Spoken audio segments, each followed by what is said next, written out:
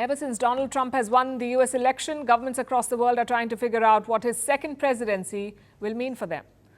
How much of the campaign rhetoric will translate into policy? And a good indicator of that is the team that he's picking, the men and women who will shape and implement his policies. Who are they and what do they stand for? We've got some names that we'll discuss in a bit, but here's the headline on Trump 2.0. He's stacking his cabinet with China hawks, top officials who've consistently taken a tough position on China, and Beijing is worried, obviously. An aggressive Trump could box China in, especially on trade. So what is Xi Jinping doing? He's looking to solidify relations with other countries, including India.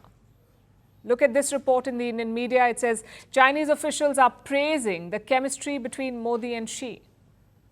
They say talks are underway to return ties to normal, basically to the pre-Galwan situation. And how will that be achieved? Through a series of steps, like restarting direct flights between China and India, easing visa curbs on Chinese citizens, lifting the ban on Chinese apps, allowing Chinese journalists to visit India, and expanding Indian movie releases in China. Apparently, Bollywood is quite big there.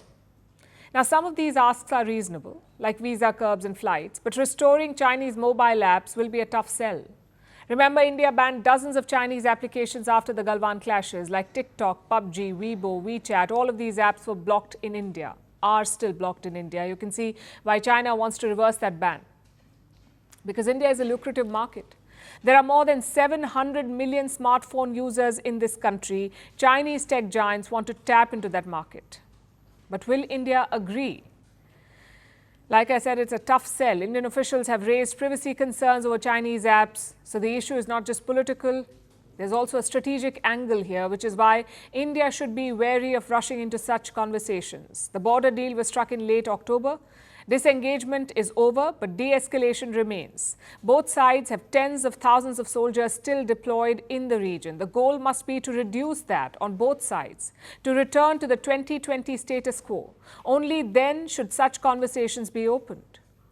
But China seems to be in a hurry. They want talks on climate change and artificial intelligence. They're talking about next year's Shanghai Cooperation Organization Summit, the SCO Summit. China will be hosting that meeting. Their officials are expecting Prime Minister Modi to attend. So what explains this urgency in Beijing? Perhaps Donald Trump. America is China's biggest trading partner. They export goods worth more than $560 billion to the US. Imagine a 60% tariff on this trade. 6-0.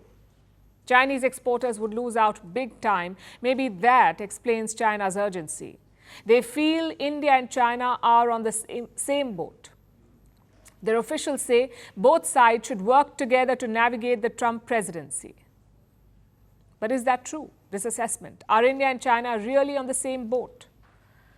Well, New Delhi does not think so, and rightly so. Foreign Minister Jaishankar spoke about Trump 2.0. He said a lot of countries are nervous about his return, but India is not one of them. Prime Minister was among the first 3 calls, I think, that President Trump took. And look, India, Prime Minister Modi has actually built rapport across multiple presidents. I know today a lot of countries are nervous about the US, okay? Let's be honest about it. We are not one of them. So how should India respond to China's push for normalcy? Respond with caution. Remember, time is on India's side. We have no major issues with Donald Trump, but China cannot afford to wait. They need to prepare for the looming trade war with the US. Plus, Beijing continues to downplay the border.